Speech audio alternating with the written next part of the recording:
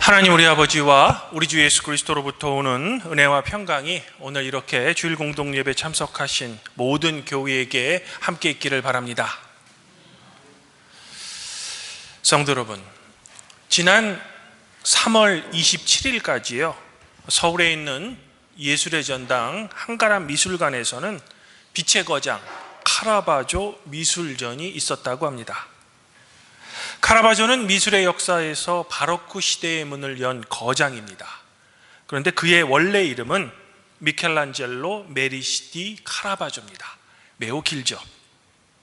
하지만 자신보다 한 세대 앞선 여러분들이 너무나도 잘 알고 계시는 이제 천지창조를 그린 미켈란젤로와 이름이 똑같아서 사람들은 이 두 사람을 구별하기 위해서 그냥 그를 카라바조라고 불렀다고 합니다. 카라바조는 빛과 어둠의 극명한 대비를 사용한 이 독특한 미술 기법으로 동시대 화가였던 루벤스 그리고 약간 후대 화가인 렘브란트에게 큰 영향을 준 것으로 알려져 있습니다. 한편 이 전시전과 함께 카라바조의 일대기를 연출한 영화도 동시에 개봉되었는데요. 이 영화에서 보면 카라바조는 아주 불같은 성격의 소유자였습니다. 매우 폭력적이고 자유분방한 성격이었습니다. 해서 당시 아주 많은 사회적 문제를 일으키기도 했습니다. 감옥에 무려 7번이나 갇힙니다. 심지어는 어떤 한 사람과 말다툼하다가 화가 나서 그 사람을 죽이기까지 합니다. 사형 선고를 받죠.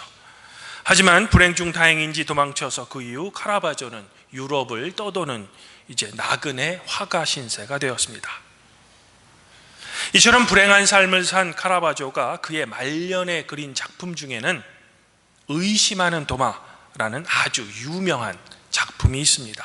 바로 오늘 요한복음의 말씀을 소재로 카라바조가 그린 작품입니다. 현재는 독일 포츠담의 상수시 궁절 미술관에 전시되어 있는데요.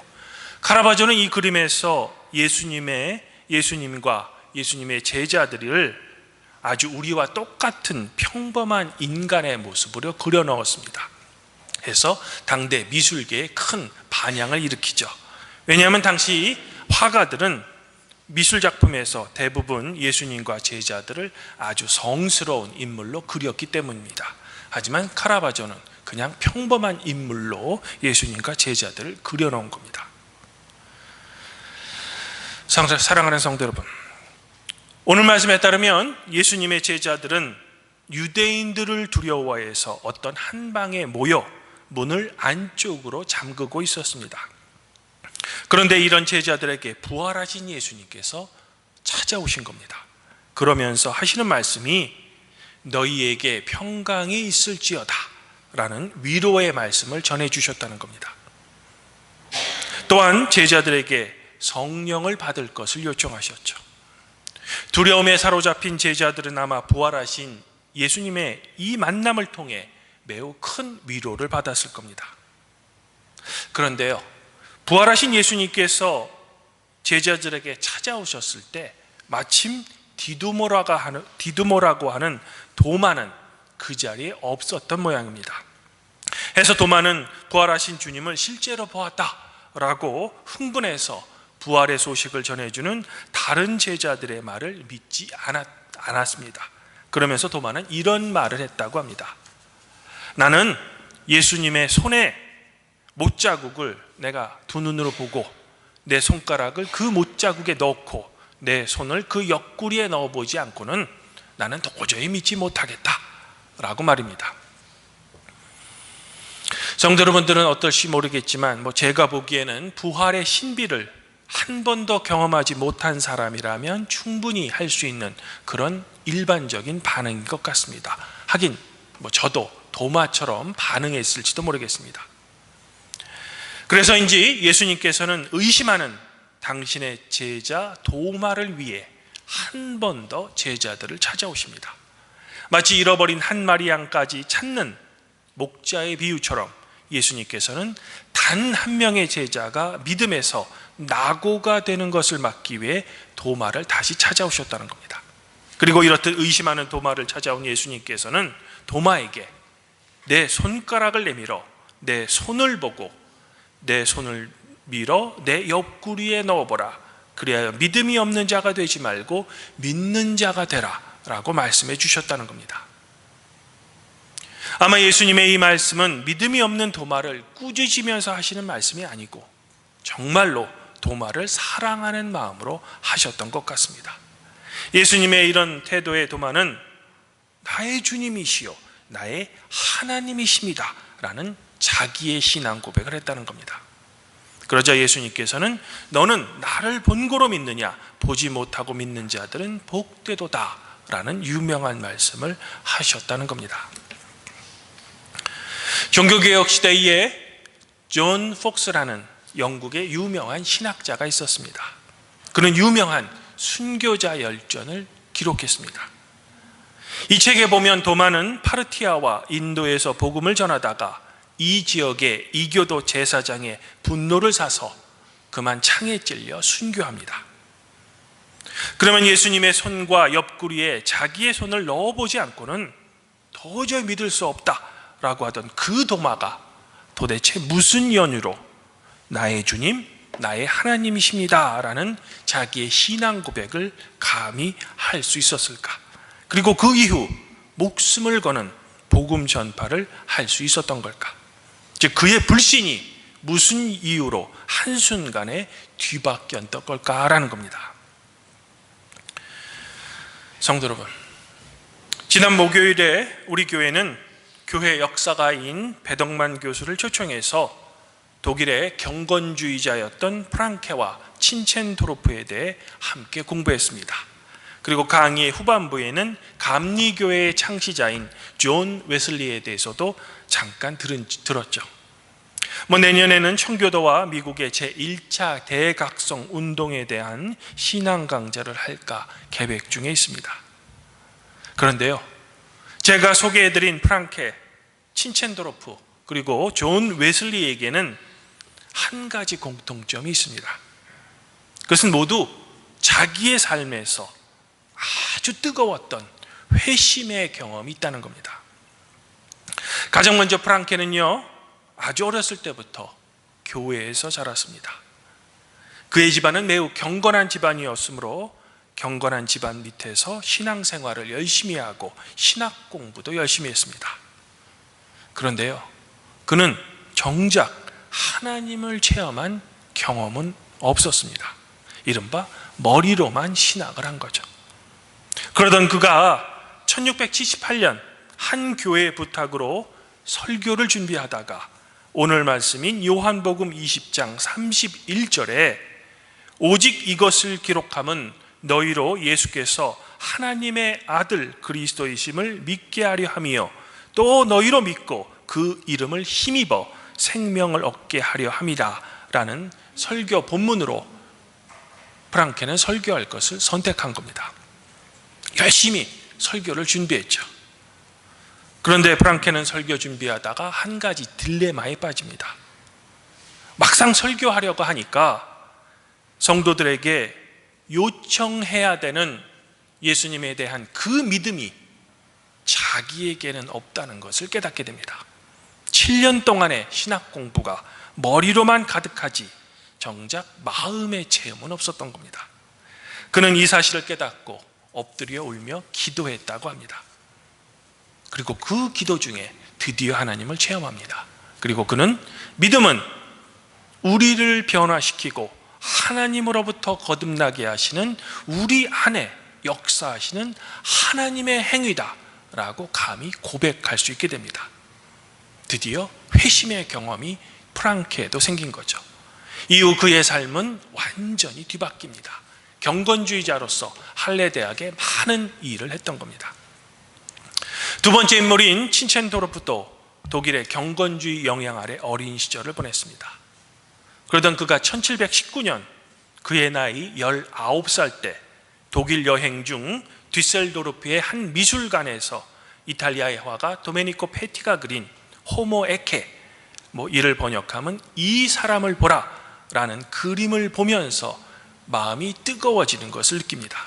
그리고 이 그림 아래 새겨진 나는 너를 위해 목숨을 버렸건만 너는 나를 위해 무엇을 하느냐 라는 문구를 보고 이렇게 고백했다고 합니다. 나는 오랫동안 당신을 사랑했습니다. 그러나 당신을 위해 행한 것이 없습니다. 앞으로는 당신이 이끌으시는 대로 어떤 것이라도 행하겠습니다. 라고 말입니다. 친첸도르프의 전기에 따르면 이후 그는 주님께 헌신했다고 합니다. 그리고 그 결과가 아마도 헤르누트 공동체이며 이곳에서 발행하는 묵상집을 제가 매일 선교회 방에 보내고 있는 겁니다. 한편 감리교회의 창시자였던 존 웨슬리의 회심 이야기는 우리에게는 너무나도 유명하죠. 1738년 웨슬리는 런던의 올더게이트의 거리에 있는 한 모라비안 교회에 참석합니다. 그리고 이곳에서 어떤 사람이 루터의 로마서 주석 서문을 읽고 있는데 그때 갑자기 웨슬리는 자기의 마음이 성령으로 매우 뜨거워지는 것을 체험하는 겁니다.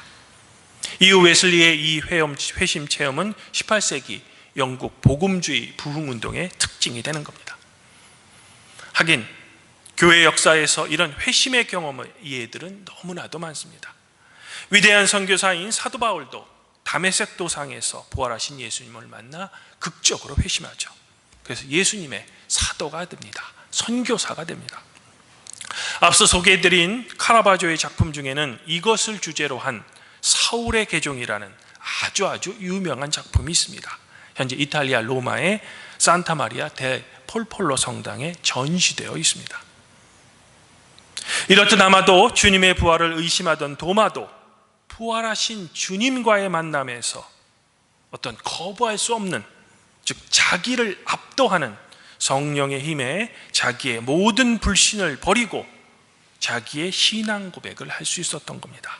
이후 도마는 앞서 말한 대로 파르티아와 인도에 복음을 전하다가 순교를 당한 겁니다. 여기서 잠시 저의 개인적인 신앙 이야기를 하는 것에 대해 성도 여러분들에게 양해를 구합니다. 저는 이른바 모태신앙입니다. 어머니 뱃속부터 교회를 다녔죠. 외할아버지가 인천중앙성결교회 초대 장로십니다. 그 교회를 창립한 창립 멤버십니다. 그리고 저희 아버지는 성결교회 목사님이시죠. 신앙으로 따지면 이른바 말하는 3대째 그리스도교 집안인 겁니다. 그러면 저는 태어나면서부터 믿음이 아주 좋았을까요? 어린 시절부터 교회는 저에게는 늘 고향 같은 곳이었습니다. 제가 교회를 선택한 적은 없습니다. 그냥 교회에서 성장했고 교회를 다녔습니다. 여름이 되면 늘 여름 성경학교에 다니고 부흥회나 사경회가 있으면 억지로 어머니 손에 이끌려서 교회에 갔죠. 부흥회가 하도 지루해서 언제쯤 끝나냐라고 어머니께 반항적으로 묻기도 했습니다. 하긴 그 시절에는 이런 장의자도 없어서 방바닥에 방석에서 그냥 혼자 놀기도 했습니다. 그렇게 종교인으로 지내다가 늦은 40대의 나이에 주님을 만나 이렇게 목사가 된 겁니다. 앞서 소개한 위대한 인물들의 회심만큼은 아니더라도 저도 주님의 회심의 경험이 있는 겁니다. 주님 안에서 한 형제자매인 팔복교회 성도 여러분, 혹시 이곳에 부활하신 주님을 아직 만난 적이 없으신 분들이 계시면 낙담하지 마시고 기다리시기를 바랍니다. 부활하신 주님께서는 도마와 사도 바울에게 찾아오신 것처럼 여러분들을 분명히 찾아오실 겁니다. 또한 주님을 만난 적이 있지만 그 기억이 언젠가 이제는 미지근해진 성도님들이 계시면 주님과의 그 따뜻한 첫 만남을 지금 기억해내시기 바랍니다. 세례받았을 때 뜨거웠던 여러분의 마음을 회상하시기를 바랍니다. 그리고 주님과의 그 뜨거웠던 첫사랑의 만남을 회복하시기를 바랍니다. 또한 아직 주님을 만나지 못한 여러분의 가족이 있다면 그분을 위해 계속 기도하시기 바랍니다. 그러나 강요나 권면이 아닌 그분을 위한 절실한 기도를 말입니다. 구하라 그리하면 너희에게 주실 것이요 찾으라 그리하면 찾을 것이요 문을 두드리라 그러면 너희에게 열릴 것이다 라고 말씀하신 그 주님께서 여러분의 간절한 기도에 반드시 응답해 주실 것입니다. 오늘 시인은 시편에서 우리 하나님을 이렇게 찬양합니다. 여호와의 이름을 찬양할지어다. 그의 이름이 홀로 높으시며 그의 영광이 땅과 하늘 위에 뛰어남이시로다. 아무쪼록 우리 팔복교회 성도 여러분들은 부활하신 주님과 인격적인 만남을 하시기를 저는 먼저 소망해 봅니다. 그리고 그 만남을 통해 주님과의 뜨거운 사랑을 느끼시고 오늘 시인이 노래하듯 여호와의 이름을 여러분의 삶 속에서 찬양하시길 바랍니다. 더불어 주님께서 하늘로 승천하시며 여러분에게 주신 하나님의 선교의 사명을 생각하시기를 소망해 봅니다. 그리고 하나님의 선교란 위대한 것이 아니라 바로 여러분들의 각자의 삶의 자리에서 그리스도인으로서 예수님의 제자로서 빛과 소금의 역할을 감당해내는 일일 겁니다. 바라기는 빛과 소금의 역할을 감당하시는 성도 여러분들 각자와 여러분의 가족 구성원 모두에게 부활하신 주님의 칭찬 그리고 따뜻한 격려가 항상 함께 있기를 성부와 성령과 함께 여러분의 구원자이신 성자 우리 주 예수 그리스도의 이름으로 간절히 축원드립니다. 그리하면 모든 지각에 뛰어나신 하나님의 평강이 그리스도 예수 안에서 성도 여러분들의 마음과 생각을 지켜주실 것입니다.